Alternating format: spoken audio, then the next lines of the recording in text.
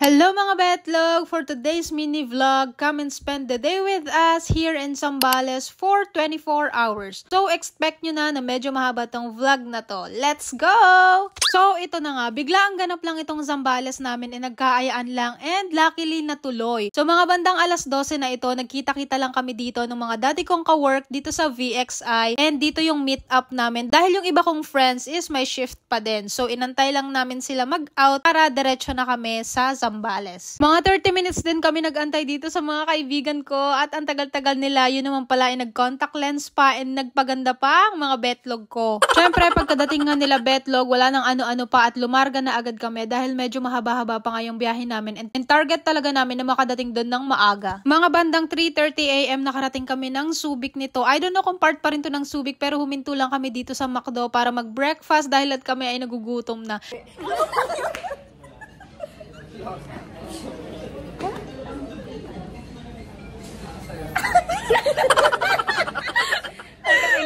I love. Love. Figure out ko na. Kaya na sabi niya lang. Ginawa ko kasi kay Ate Apple. Kasi may suot siya na love. Naka-jersey siya. Tapos love sa kalikod. Sino mo na.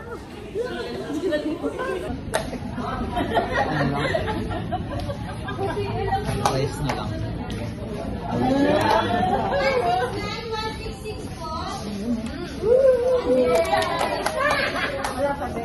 Simula nga nung umalis kami ng Manila ay wala pa rin kaming tulog dahil puro tawanan lang kami at kwentuhan, chismisan, catch up na mga chismis sa prod and syempre marami pang iba. Grabe talaga, sobrang saya. Sa biyahe palang tawa kami ng tawa. After nga namin kumain, syempre bumiyahe na ulit kami dahil 50 minutes away na lang to sa aming destination. Mga bandang 5 AM na nga ito nung nakarating kami dito sa resort and wala pa rin masyadong tao. Dito lang pala ulit kami pumunta sa Camp Rofelio. This is my second time here and sila is first time nila. Dito kami nag-team building dati at sobrang ganda talaga dito. Kaya dito na lang din yung nirecommend ko sa kanila. Pagkadating nga namin, syempre ang una naming sinet up is yung tent. Nako, dito sa tent na to, muntik nang masira yung friendship namin mga betlog. Kasi hindi namin ma-figure out kung paano siya itatayo. Sobrang hina pa naman ng signal dito sa Liwliwa. So hindi kami makapanood ng tutorial and pahirapan talaga kami. Buti na lang talaga at merong isang phone na nakapag-search at nakasagap ng signal. So yun, na-figure out namin kung paano siya itayo. Hindi na kami nag-accommodation mga betlog kasi medyo kamahalan siya and itong tent is 350 lang kasi siya per tent. Tapos yung entrance fee is 350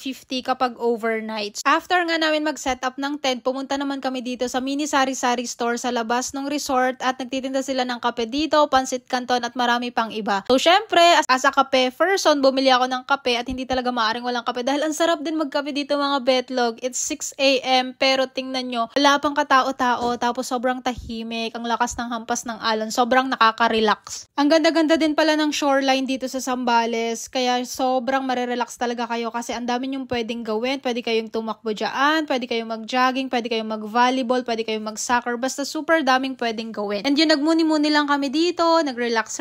And after namin magkape, nag-prepare na kami dahil magpipictorial kami ng naka-all white, syempre. Weekends pala ngayon mga betlog, kaya expected na namin later na maraming tao sa hapon or mamayang sunrise. Pero ganun pa man, tingnan nyo naman kung gaano kaganda yung Zambales, kung gaano kalawak yung shoreline nila. Yan yung sinasabi ko sa inyo na ang dami-dami yung pwedeng gawin. Kahit mag-solo trip kayo dito mga betlog, hindi kayo mabuboard. Pero kung gusto nyo ng tahimik, pumunta kayo ng weekdays. Dahil kapag weekends, maraming tao and syempre madaming ganap. After namin mag-photoshoot, ayan, nagbihis naman kami dahil magbabanana boat naman kami ngayon. And dito lang kami nag-avail din sa mismong resort sa mga tabi-tabi dito. And alam nyo ba mga betlog, habang nag-avail kami dyan, is meron kasi kaming dalawang taong nakausap. So not knowing na magkaiba pala sila ng parang company or agencies, ganon. Parehas sila ng activities na ino-offer, banana boat, pero magkaiba silang tao. So akala namin same-same lang sila, ganon-ganon. And it turns out na magkaiba pala sila. So muntik na sila mag-away mga ti. Alam nyo ba, trumang-truma na ako sa ganon dahil nangyari sa akin yun sa Boracay. Talagang sinugod ako nung tour guide. Kasi nakausap ko siya nung hapon, then it turns out kinaumagahan, ibang tao yung in-avail ko. Pero hindi naman ako nag-promise dun sa tour guide na yon na sa kanya ako mag-a-avail ng activities. Parang kinuha ko lang yung phone number niya para just in case. Tapos kinaumagahan umagahan mga betlog ko, alam nyo ba, nagalit siya sa akin. Tapos basta ang daming nangyari, sobrang nakakatrauma. At akala ko mangyayari yun dito sa Zambales. Buti na lang talaga mabait yung isang tour guide and nagpaubaya siya. So yun nga mga betlog, itong banana boat pala is 150 per head siya. Pero yung una naming napagtanungan is 200 per head. So kung mag-avail kayo ng ganito, tanong-tanong na lang din muna kayo sa iba kasi meron din namang mas mura na nag-o-offer. Ayan yung mga betlog ko after ng activities, mga pagod yarn. Grabe, super saya nitong banana boat na to kasi tumalon kami dun sa parang gitna na part ng dagat and sobrang lalim. Basta sobrang saya niya, as in ramdam na ramdam mo talaga na parang float ka kasi meron kang life jacket. Tapos nung lapit na kami sa bye-bye, biglang tinaob ng kuyang tour guide yung banana boat. Eh di lahat kami nilaglag. Basta super saya, tapos ang hirap umahon sa banana boat kasi ang bigat ko, hindi ako mahila-hila. Sobrang sakit-sakit pa kasi nakasabit yung life jacket doon sa may kipay na part, so super sakit. Tapos basta ang dami-dami. Tapos si Mama Rose pa hindi marunong lumangoy. So nung tinaob yung banana boat, parang medyo nagalit pa siya kasi nakalunok siya ng tubig. Pero hindi naman siya nagalit na sobra-sobra. As in, parang nainis lang siya. Pero okay lang naman din kasi nag-enjoy naman siya. Hindi naman siya nag-emote-emote doon. Ito pa pala mga betlog. Kaya pala kami tumalon doon sa may parang gitna. Kasi yung isa kong friend, si Pau Pau, nauna siyang tumalon. Eh dapat hindi naman pala dapat tatalon. Tapos nagtaka pa si Kuya Tour Guide. Parang bakit daw tumalon?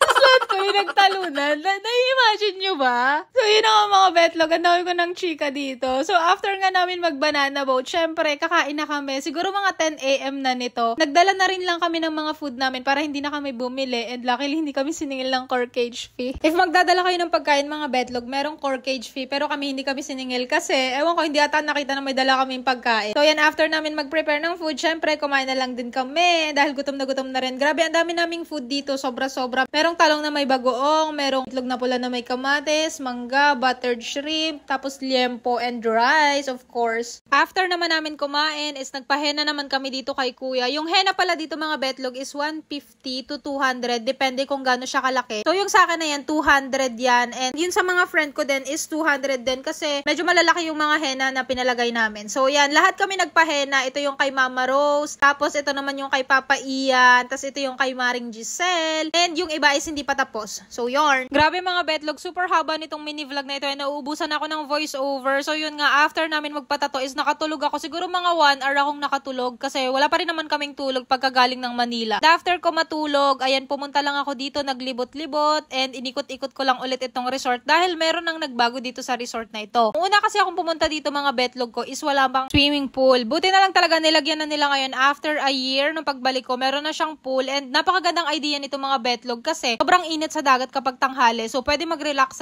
dito yung mga guest nila. So kung naghahanap talaga kayo ng resort na maganda sa Liwliwa, sa Camp Rofelio kayo, marami na rin silang mga accommodations, meron mga TP house, malalaking villas, basta ang dami niyang choices dito. Meron na din sila nitong overlooking na view dito sa may pool at ang sarap-sarap magkape dito. Imagine nandito ka nakaupo tapos nandyan yung pool, tapos sobrang sarap ng hangin mga betlog. Mga bandang 2:30 naman ito mga betlog, after namin maligo ng pool, nag-decide naman kami na mag-ice cream muna. Ayan, bumili ako ng pinipig kami ni TL Lara, pero parang hindi siya pinipig kasi medyo maalat-alat siya. Basta iba yung lasa niya. Close to cheese pa yung lasa niya kesa sa pinipig. Pero masarap naman. 35 pesos pala yung ice cream dito mga betlog. Magpo 4 PM na nga ito mga betlog nang naisipan na namin na mag-ATV dahil hindi na ganun masyado kainit. Before kayo mag-start mga betlog, tuturuan muna kayo kung paano ito paandarin. Pero ako hindi ko siya natandaan. Uy, kuya, paano ulit? Paano nga po ulit? Pipindutin mo lang yan, dahan-dahan. Dada lang ha.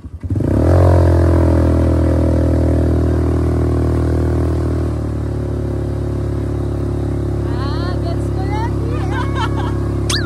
Super na-enjoy ko talaga itong ATV ride na ito mga betlog. First time ko mag-ATV and sobrang saya. Akala ko super haba na nung 30 minutes pero saglit lang pala yun. And by the way mga betlog, yung ATV pala namin is 500. Pero merong mga nag-o-offer ng 550 kaya kailangan nyo talaga magtingin-tingin muna bago kayo mag-avail dahil meron pang mas mura. After naman namin mag-ATV is pumunta naman kami dito sa dulong part ng Liwliwa. Kumbaga parang ito yung station 3 ng Zambales kung i-compare mo siya sa Boracay. Dahil wala masyadong tao dito tapos ang ganda ng ambience, wala pa din masyadong resorts, ganon. So, dito kami nagpicture ng mga swimsuit namin para di masyadong nakakahiya. After naman namin magpicture doon at mag-relax-relax, is bumalik naman ulit kami dito sa parang station 2 naman kung i-compare sa Boracay dahil nandito yung maraming tao and dito rin yung sunset viewing. So, dumaan lang din kami dito sa bilihan ng buko and bumili lang din kami ng buko shake dahil sobrang init. After nyan, kinita na namin yung iba naming friends and nanood na kami ng sunset. And when I'm back in Zambales, I feel it. Another version of me, I was in it. I wave goodbye to the end of beginning. After naman namin mag-sunset viewing, ito na pala yung mga lifeguard na pinapaahon na yung mga naliligo sa dagat kasi 6 PM na and hanggang 6 lang pwede. Kasi wala nang lifeguard nga. So, para din sa safety ng mga tao, ng mga tourist. Dito naman kami bumili ng ulam namin. Nag-barbecue na lang kami ngayong gabi dahil meron pa kaming tirang rice and sayang naman. And pauwi na rin naman kami mamayang alas 12 ng madaling araw. So, after namin kumain, nanood lang kami ng fire dancing and grabe, ito na ata yung pinakamagandang fire dancing na napanood ko.